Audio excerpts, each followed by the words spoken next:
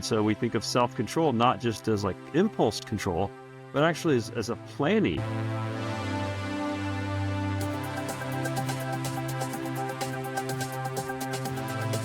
Thank you for joining us for a new edition of the Perfectus podcast. My name is Gonzalo Schwarz, and I'm the founder and CEO of the Archbridge Institute, the home of Perfectus magazine.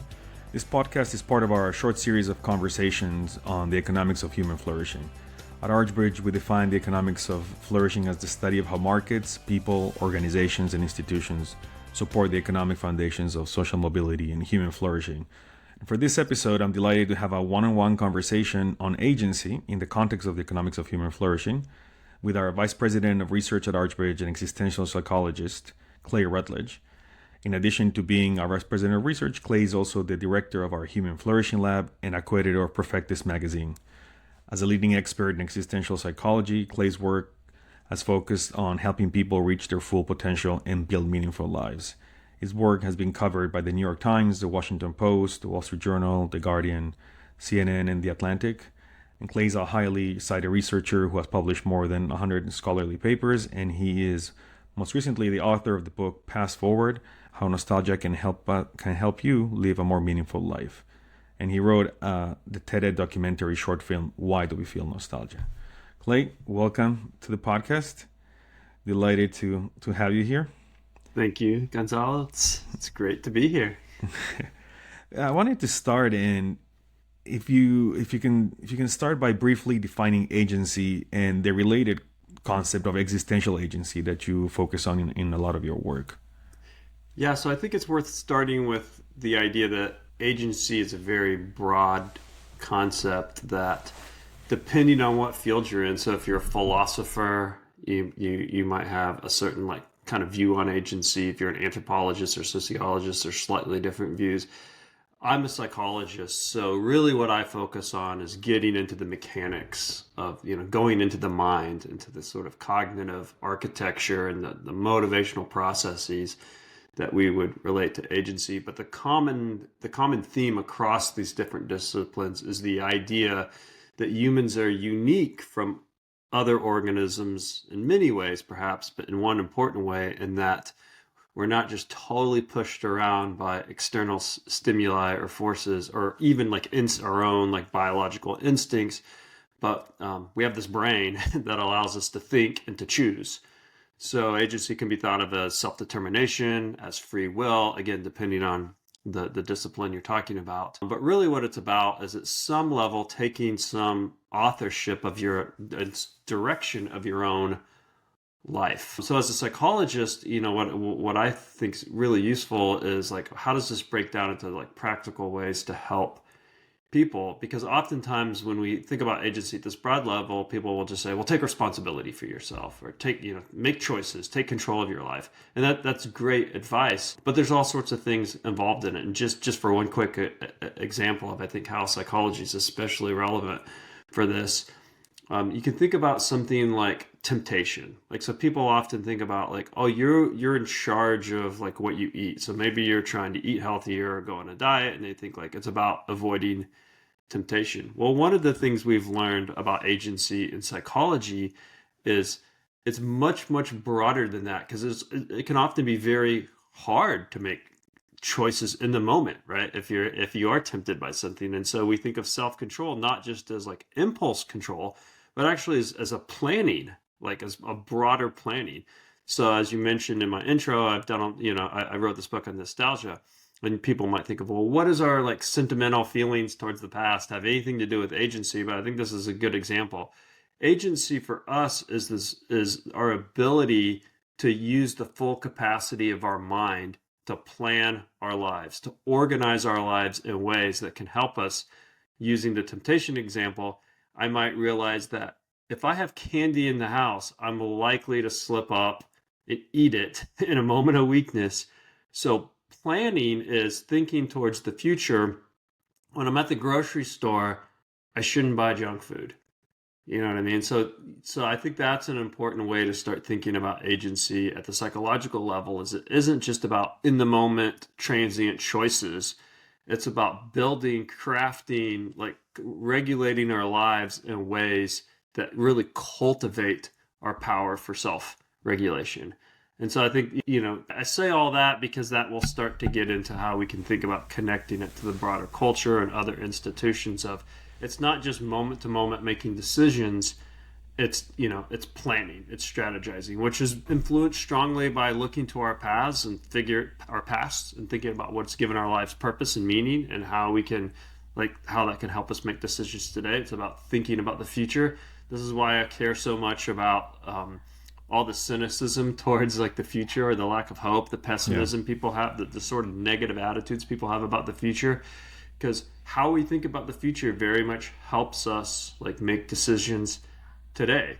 So it's our temporal consciousness, right? Our ability to move the self back and forth in time. It's our high levels of imaginative thought. We can run all sorts of simulations in our head, which will can get us into topics like innovation and entrepreneurship and how agency matters to those. But anyway, that's a long way of saying that to me as a psychologist, agency is really about taking these broad ideas that philosophers and anthropologists and sociologists and theologians and other people talk about, and then getting into the practical mechanics. Okay, how's this work in our lives of helping us really take not just responsibility for ourselves, but actually act on that, and to turn that into actions that we feel are consistent with the lives that we want to live. Yes, and I think that goes into the second sort of question that I had. But first of all, definitely, I'm all into this temptation of candy in the house, especially with Halloween around the corner. So I'm not doing a great job at that. But in terms of what I wanted to delve into next, and you sort of had a few examples of that in your first answers. Based on that definition of agency, or the things that you mentioned, how does agency or the lack thereof affect us in our daily lives when it comes to pursue more human flourishing? When it comes to really what gives us our life flourishing, how agency impacts that? Right. And I realized when you're asking that, I forgot to answer part of your question, which is the existential agency component. Within the broad concept of agency, we can think about different forms of agency. And one that's really important to me, because I'm an existential psychologist, which means I study the big questions about how humans, find meaning in their lives, is this idea that I don't just have the power to make choices until, to direct my life in some meaningful way. I have the power to pursue purpose, to pursue meaning. And it turns out, and this gets to this question of its importance in our daily lives, it turns out that the need for meaning is one of the most powerful psychological needs that humans have.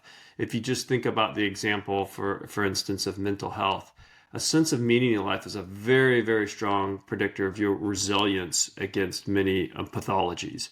And so there obviously are brain diseases like schizophrenia that people don't have a lot of control over. But when it comes to a lot of the things that we're talking about in our society today, like anxiety, depression, even struggles with addiction, it turns out that people who have a strong sense of meaning in life, people who feel like their lives have a real sense of significance, are just more resilient against these pathologies. They're less likely to be depressed. And when they actually have something bad happen to them, of course, tragedy can happen to any of us. These people who have a strong sense of meaning are better able to respond in an adaptive or healthy way to that. They're better able to turn tragedy into some type of purpose. So they might say, this horrible thing happened. I'm going to find some meaning in it. It's going to help me, positively influence my community, influence my society. So it turns out that this sense of meaning, which it is largely derived from our ability to govern ourselves, to be I can find meaning even in the most difficult circumstances. I can find meaning.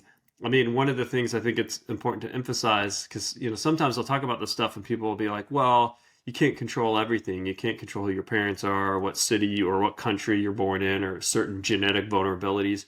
All of that's true. Of course, agency doesn't mean there aren't other variables acting on you. But what it means is there is at least some component of your life that you can change, that you can take responsibility from. And I love this Viktor Frankl quote. I know you've heard me say it before, but I love this quote that Frankl had in his book, Man's Search for Meaning, which is, everything can be taken from a man but one thing, the last of the human freedoms, to choose one's own attitude in any given set of circumstances, to choose one's own way. And so what Frankel's saying is, it's not the case that you can't find yourself in horrible circumstances that are outside of your control, but you have the ability to act, to make a decision on how you're going to respond to that, even in awful circumstances. And it turns out this is the case for many life outcomes. Like things will happen to us, and how we live in those situations. A big part of that is a sense of meaning, that we have the ability to find purpose, to be meaningful contributors to society. So it's not just mental health, it's our social health. People with a strong sense of meaning in life they have more friendships, they're more connected to their community. It's also economic well-being too. Like people with a strong sense of meaning in life, they're more motivated to pursue their professional aspirations. They're just better at sort of like staying persistent and resilient when things get difficult, which tends to mean they end up, over their lifetime having higher earnings. There's just all sorts of things. Physical health, people who have a sense of agency, existential agency, that they have the ability to live meaningful lives, take better care of themselves. They feel like they have a reason to take care of themselves, to get up every day and do things that improve their lives and physically. And so it's just it's not the only factor. I certainly wouldn't want people to walk away thinking that your perception of your agency is the only thing that matters in the world. But it's an important one, and often an underappreciated one, I think. Yeah, no, that's amazing, and that's an amazing quote by Frankl. I can never get enough of hearing it time and time again. And sort of shifting into that more economic side, in terms of the economics of human flourishing, of the series that we're doing, how does agency relate to that concept? In the sense that what we've been discussing in the other episodes that we've done in this series, or discussing the barriers that affect people's lives, their ability to climb the income ladder, to achieve more human flourishing. And in many ways, so you sort of touched on it in the previous question, that it's not that there is no barriers or obstacles to overcome, but seems like people who have more agency are more persistent in terms of overcoming them. But also I think what is interesting as well is that what happens if we didn't have any barriers in our way in terms of policy, but we still lack agency to take action. I don't know if you can comment on that a little bit as well. Yeah, I mean, definitely. Everyone's probably had this experience where from time to time you just don't feel motivated. It's just hard to get yourself going. There's not anything, you get up in the morning and you could go, just for example, you could go to the gym, but you're just like, I'm not feeling it. There's no barrier. There's nothing stopping you from going. The barrier is within your own mind. And so you could have a society that is, optimal or as close to optimal in terms of having figured out what the policy situation, the economic situation, to where everyone can reach their full potential, but still have, a portion of the population not acting on it because they don't believe in themselves. And in addition to that, agency is not just I believe in myself. I mean, that's the important starting point. You have to cultivate that. I know I've been giving a lot of examples of exercise and things like that. But when you think about sports, right? Like when someone tries sports out, if they keep practicing and they get good coaching and they develop certain skills, they're going to get better at it, right? And there's going to be this sense of of discipline. I know how to perform in this particular arena, which if I've never practiced, if I've never had any training, I'm going to make a lot of mistakes. I'm not going to know what I'm doing. You can think of agency in that sort of way. It's something that needs to be cultivated and shaped. And this is why I think culture matters so much, why mentorship, why parenting, why institutions, or education, why all these things matter so much, because it's not just I believe in myself. It helps for me to develop the skills, the attributes that allow me to fully actualize my potential for agency. And so I think when we think about external barriers to economic flourishing, you might say something like we study, occupational licensing, that might also be a barrier to agency too. And so you can think about things, even beyond just this is a barrier to economics, even if those, there might be that. And then if you remove that barrier, as you noted, it might be, well, we've removed these occupational requirements. So if you wanted to go out and learn to be a barber and open a barber shop, you can do it without so many, hundreds of hours of required training. But then you have to, not only do you have to believe in yourself, you have to be resilient, because you have to learn how to do the trade. And then on top of that, like, you might go through a difficult time. Your first barbershop might fail. You might learn from mistakes. I mean, one of the predictors of successful entrepreneurship is failed entrepreneurship, right? It's learning from mistakes. Well, that requires that kind of agency, like persistence, to keep going. And so yeah, it's a big component. In fact, in our society, I think it might be one of the biggest components. Not that there aren't things to fix in our society, but I was just actually reading this morning. There's this article in The Economist about just how well America is how much it's outperforming the rest of the world economically. And I was going to read this quote because it just really stood out to me. And it said, wages in America's poorest state, Mississippi, are higher than the averages in Britain, Canada, and Germany. And that's just like a good example of like, not all these graphs about how much America is like excelling economically. But then they also had these statistics in there of like, and we've done some of this work ourselves, how much pessimism there is in our country.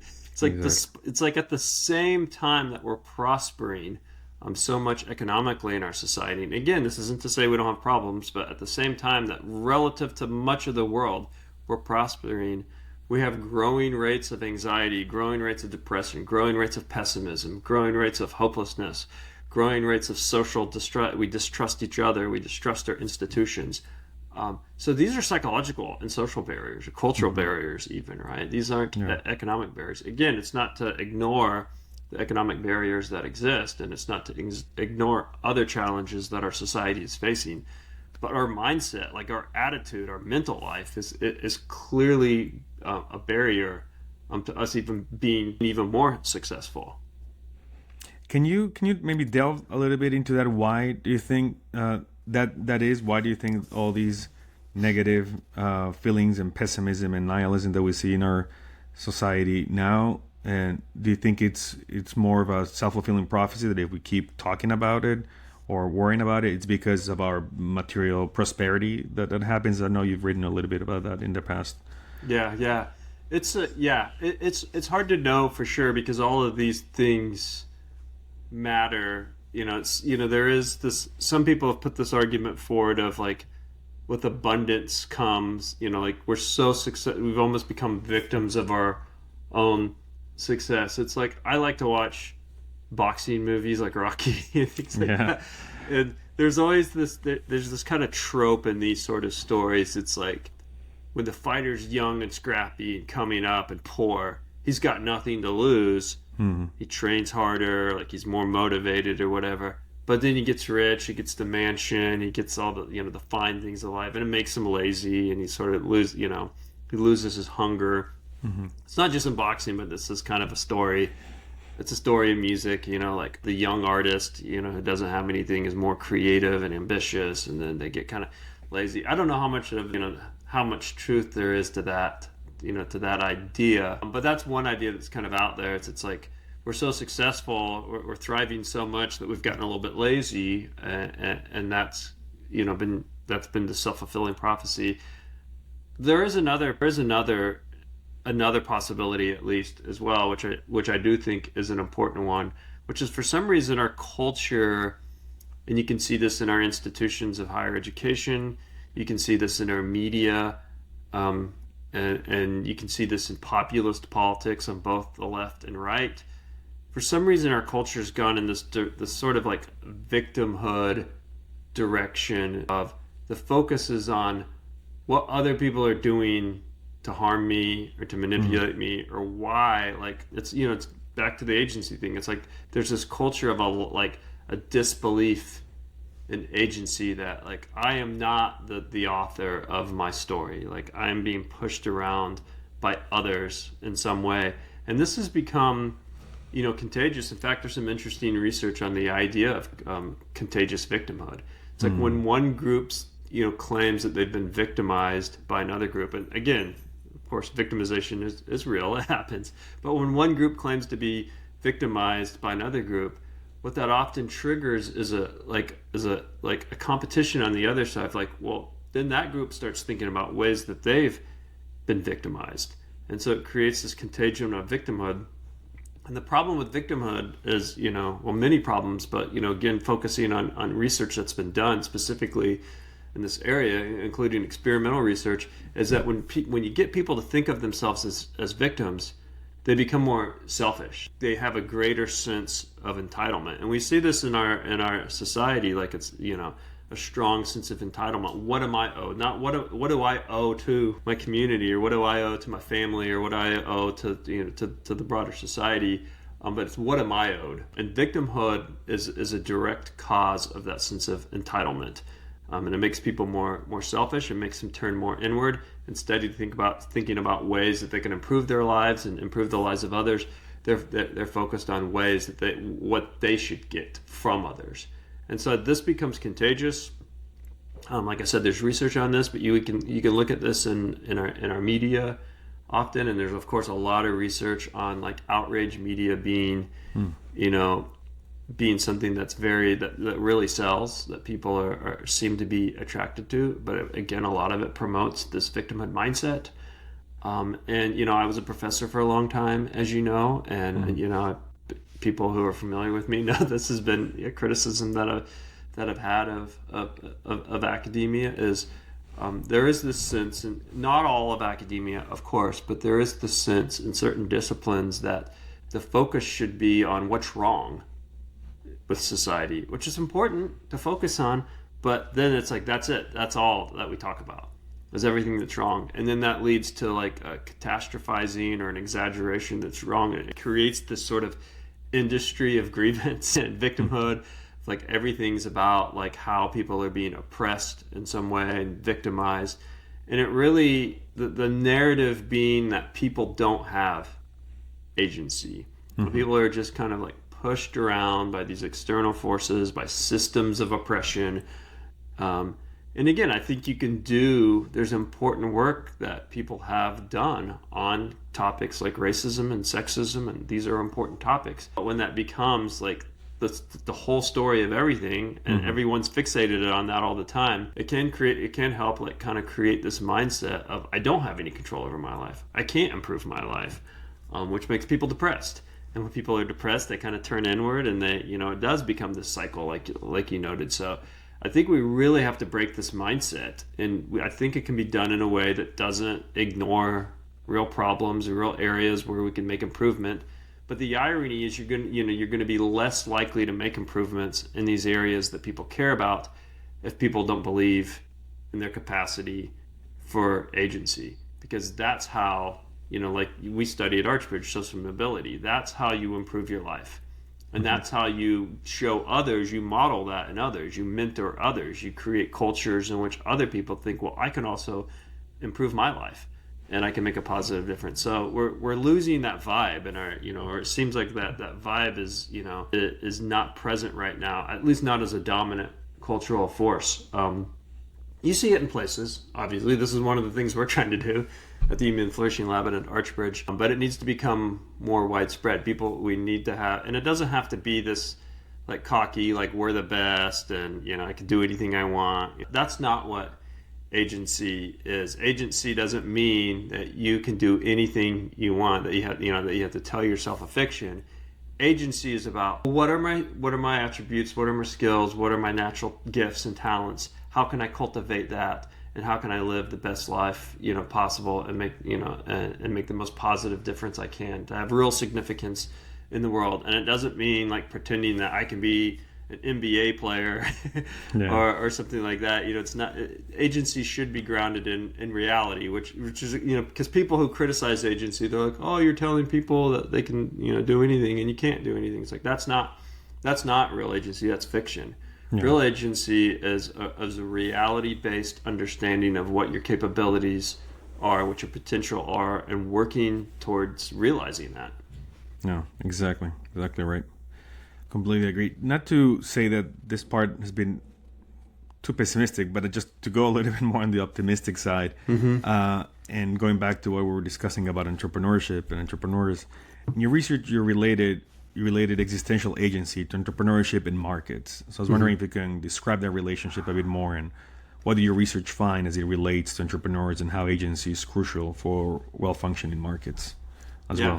So we were doing a few studies on this, and there's all this interesting work in the psychology of entrepreneurship. And of course, there's a whole bunch of variables, economic variables, policy variables that can influence entrepreneurship. But we were interested in, okay, when people say they want to start a business, like what's the kind of psychology of that? And one of the things that we found was people's existential agency, their belief in their power to live meaningful lives, was a strong predictor of their motivation to pursue their entrepreneurial ambitions. So from that perspective, you can say it's like people who want to be entrepreneurs, which not everyone wants to be an entrepreneur, but people who want to be entrepreneurs, having that strong sense of agency, existential agency, seems like, at least motivationally, it's an important driver of them actually acting on that desire and feeling motivated to pursue their ambitions. The other thing that we found, which I thought was really interesting, is among the broader public, so that was just among a sample of people who said they do want to start a business, right?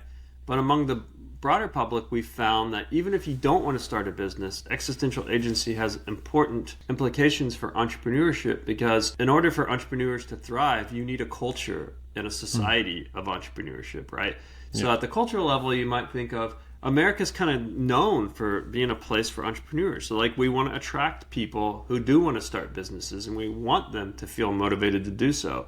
So the extent to which a culture like celebrates and promotes entrepreneurship seems to be important for helping those among us who would want to be entrepreneurs. And so we found, for instance, that existential agency also predicted among the general public positive attitudes towards entrepreneurship, which might have downstream policy implications, because if you have a culture or society populated with people who believe in the importance of entrepreneurship, that might influence the types of policies they enact. And similarly, we found that existential agency was a strong predictor of support for economic freedom.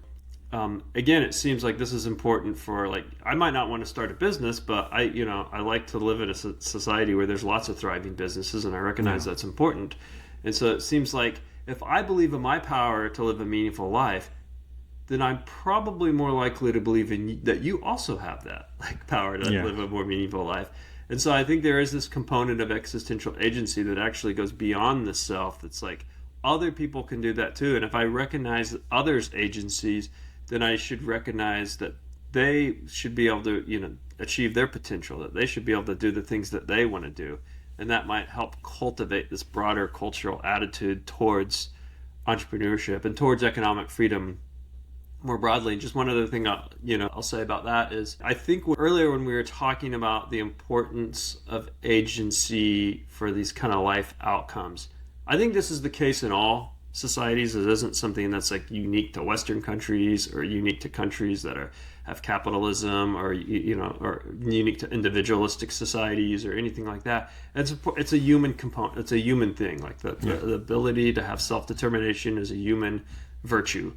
But in free societies, in societies where we have a less top-down control, where we recognize this agency more, I think it becomes especially important, because what happens is when people, and this is what worries me in our country, what happens is when people have a lot of freedom and they have the agency is recognized, or you're free to do what you want with your life. But if they don't optimize that agency, if they don't believe in it, if they don't act on it, if they don't shape it in a way that's healthy and productive for society, then you start to have these social problems that I've talked about.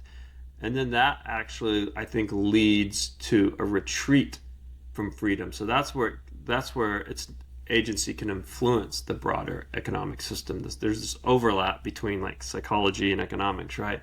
Because people will start to retreat from agency. They'll start to say, we're not healthy as a society, so we need the government to take control. Or people start to look towards authoritarian leaders. We need somebody who's going to organize, who's going to order our society in a way, because we can't do it for ourselves. So I think that there is this bi-directional relationship between the individual component of freedom, what we might call the psychology of freedom, and our broader economic and cultural systems, and how they relate to freedom. They influence one another.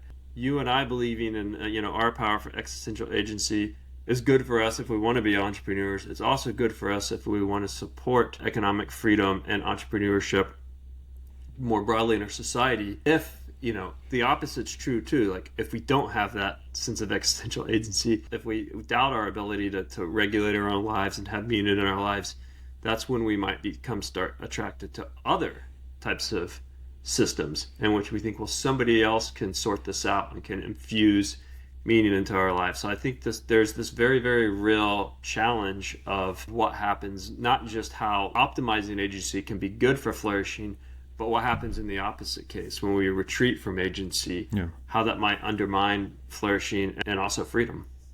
Yeah, no, that's an important challenge, because I think that's where there's a great positive feedback loop that we can have, in which entrepreneurship and growth creates more paths to flourishing, and that existential agency is a big component of that creation and that positivity that more people can achieve whatever they seek out for their lives, that they can find their meaning in their lives. So definitely a great feedback loop that we should rekindle if it's dwindling, or if we just try to protect as a society, at least in the U.S.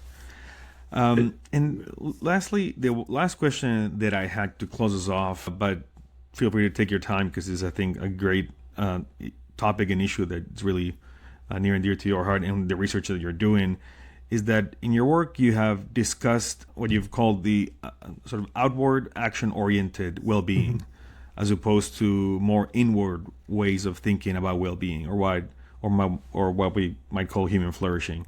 So can you expand on this concept and why they're different, and why do you think it's better to focus on an outward action-oriented strategy to achieve more human flourishing, and not so much that internal inward looking that is important, but not as much, I suppose, as the other one. Right. So it's important to think about this, because it seems counterintuitive. A lot of the stuff we've been talking about so far seems very internal, right? Believe in yourself, cultivate these abilities to regulate your thoughts and emotions and behaviors, plan goals, run different simulations in your head, use the full capacity of your human, uniquely horse-powered brains, right? We have this great cognitive power in our head, and it allows us to create all sorts of amazing things. And that's, in a lot of ways, it's very contemplative, reflective, thinking, right? But at the same time, ironically, those same attributes that make humans so distinct from other organisms come at a cost. They come at the cost of us being an especially ruminative species. So when I first started doing research in existential psychology, I was focused on one specific, challenge with this, which is the ability to be self-aware, to understand that I exist, that I'm a living organism, also means I'm smart enough to realize I won't exist someday. And this creates a potential for existential anxiety, right? That someday I'm going to die, and that doesn't sound great. Nope. Now, that's dramatic. Yeah. That's a dramatic case. Perhaps the most powerful, the most potent case, grappling with our inevitable mortality. But there's all sorts of things we can look to in the future that make us anxious and worry us. A job interview, a talk we have to give in front of our class. What happens if, this girl I ask out rejects me? I mean, there's all sorts of things in our head that are important simulations to run for planning, but we can also imagine all the ways they can go bad. And this can create a tremendous amount of anxiety and also depression, because how we think about things, do we always focus on the negative? Do we see the glass as half empty instead of half full? So obviously this power we have, this intellectual power we have, is crucial. It's why we're the dominant species on this planet. But it also can create a lot of mental distress. And so one of the challenges that we have as a species is not getting stuck in our heads too much. It's using that power effectively to do all the things that make life awesome for humans, to create, to engineer, to innovate, to make art, to build civilization. Everything about civilizational progress is rooted in our intelligence. And our ability not just to do things in our own heads, but to coordinate that intelligence with other people, to form teams, to form organizations, to build institutions, to build nations, and so forth.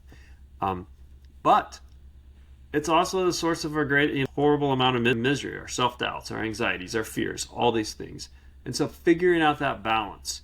Well, I think what's going on in a lot of, and I'm not just saying this, I think there's a lot of growing evidence that some of our mental health, a big part of our mental health problems in modern America are related to we're spending too much time in our heads and not enough time in the world doing things, engaging in action. And I'm not, this isn't an attack on social media or anything like that. This problem is bigger than that.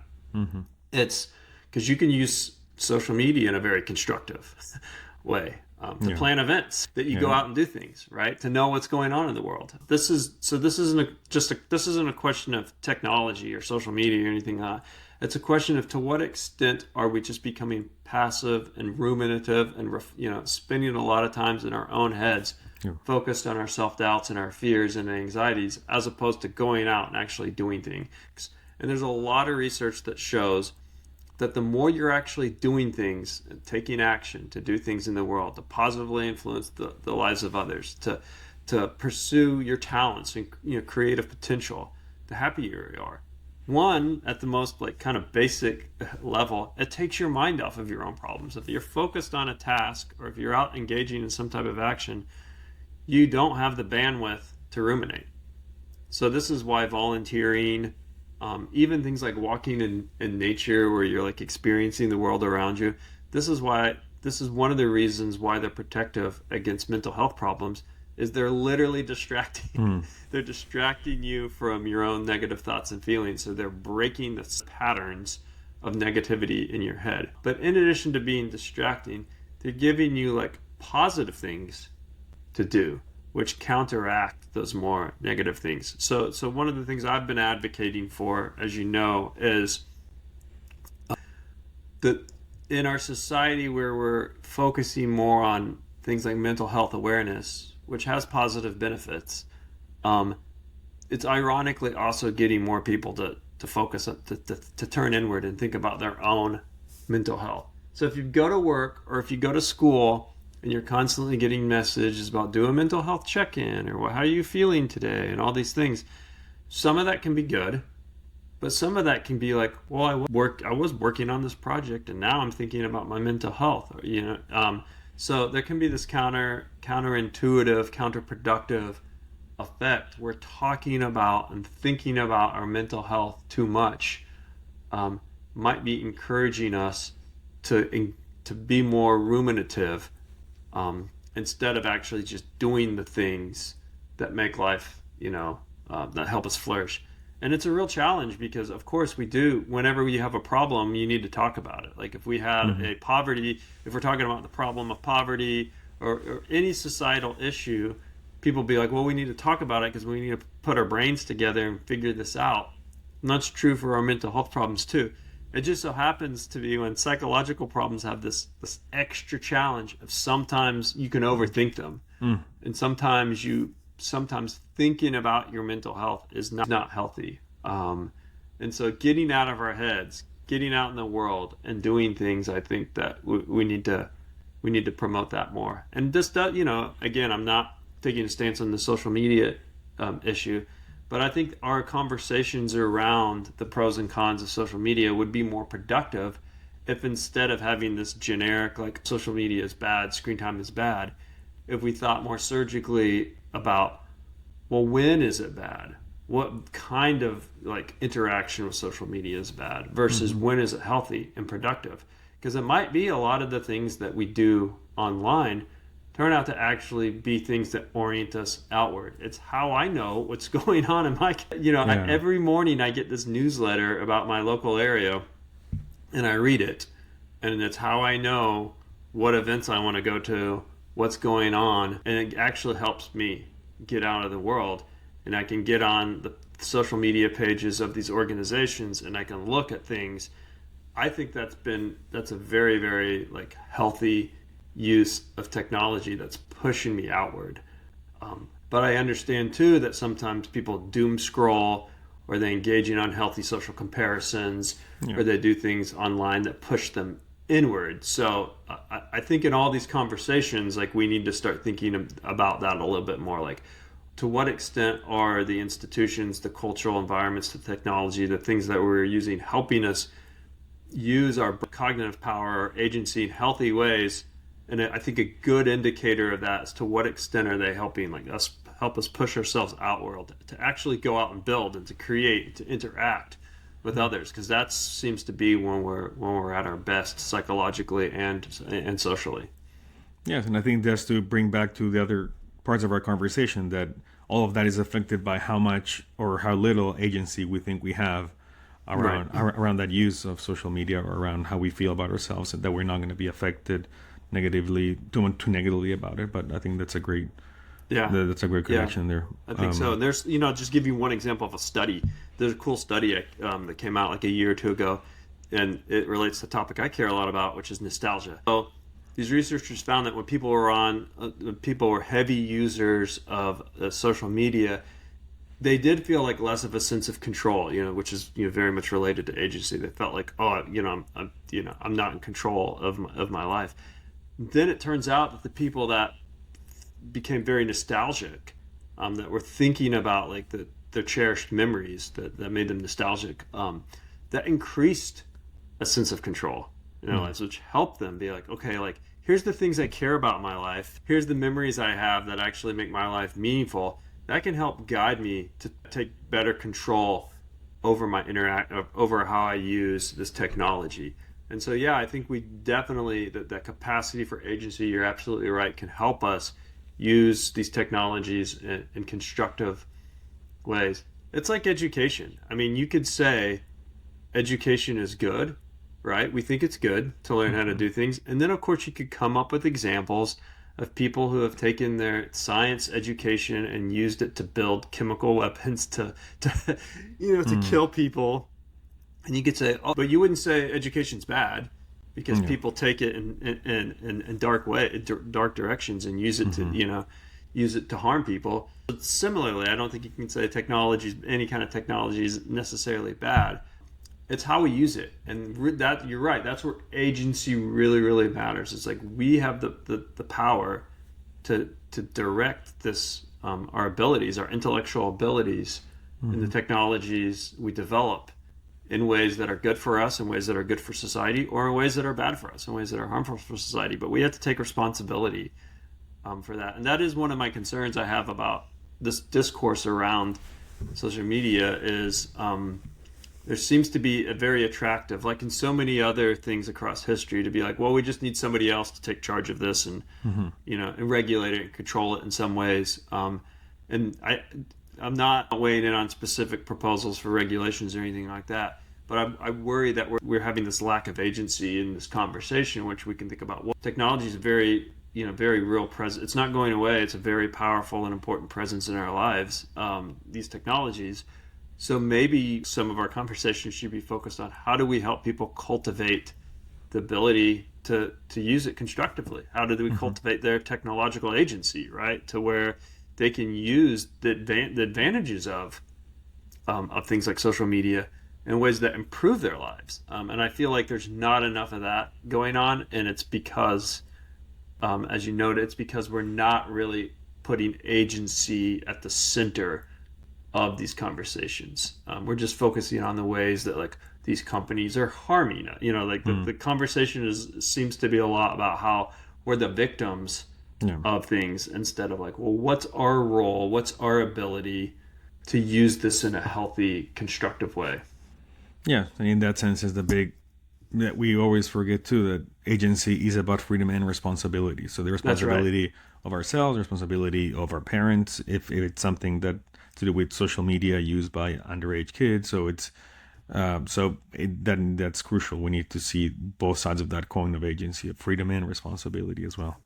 There's another great Viktor Frankl quote, and I don't remember it exactly, but it's basically, it was a proposal we have the Statue of Liberty on the East Coast, which should be complemented on the West Coast by a Statue of Responsibility. Excellent, excellent. And that's a great way to wrap up our conversation. It's always been a pleasure, Clay, and everyone can use their own agency also to follow the podcast, follow Perfectus Magazine, and the research that we're doing on the economics and psychology of human flourishing.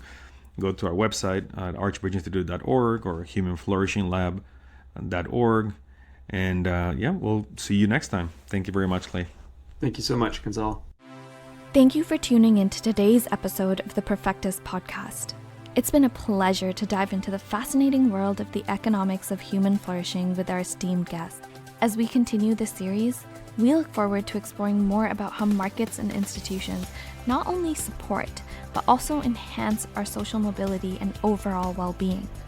Remember to subscribe to our podcast on your favorite platform so you don't miss an episode. And for more insights, be sure to visit us at the Archbridge Institute and check out Perfectus Magazine. We're excited to bring you more conversations that bridge the gap between economics and the pursuit of human flourishing. Thank you once again for joining us, and we'll see you next time.